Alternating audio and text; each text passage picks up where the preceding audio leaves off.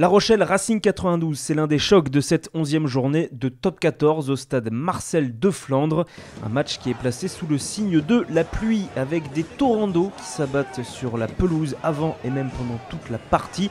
Un match important pour les Rochelais qui restent sur 4 succès consécutifs et notamment un exploit du côté du Stade français pour la première fois de leur histoire. Les Franciliens, eux, restent sur 3 succès de rang mais vont devoir affronter le public rochelais encore venu nombreux pour ce match à domicile puisque c'est le 40e match à guichet fermé consécutif du club. Et ce sont les Rochelais qui démarrent bien ce match avec une pénalité de West très rapide de 3-0. Balès qui anime bien la croisée avec Marc-Andreu qui déchire pour la première fois le rideau francilien. L'ancien joueur ciel et blanc qui est stoppé dans les 22 mètres du Racing 92. Balès qui porte le ballon et décale Pierre Aguillon pour le premier essai de la partie.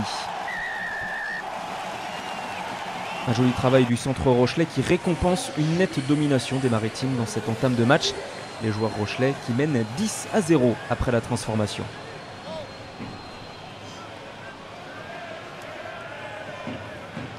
Le public de Marcel de Flandre est debout, mais la réaction des Racingmen est immédiate. Il s'installe dans les 22 mètres rochelais, un temps avec les avants. Et puis Voilà vient changer le sens, la sautée pour Léoné Nakarawa et le Fidjien qui marque le premier essai francilien. Regardez bien ce ralenti avec en fond Ben Voilà qui est sur le grand côté, qui change, qui décide de partir dans le côté fermé. Il est bien servi et surtout le coup d'œil, la belle passe pour son compère des Fidji. Pour ce premier essai des Racingmen, ce n'est pas transformé. Le Racing revient tout de même à 5 points des Rochelais.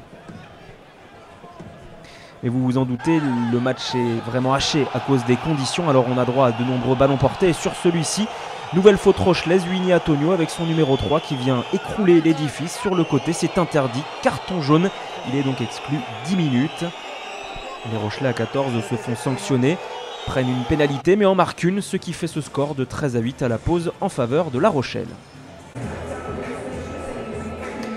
Et c'est sous le regard bienveillant de Lebani Botia que les Rochelais attaquent cette deuxième période tambour battant.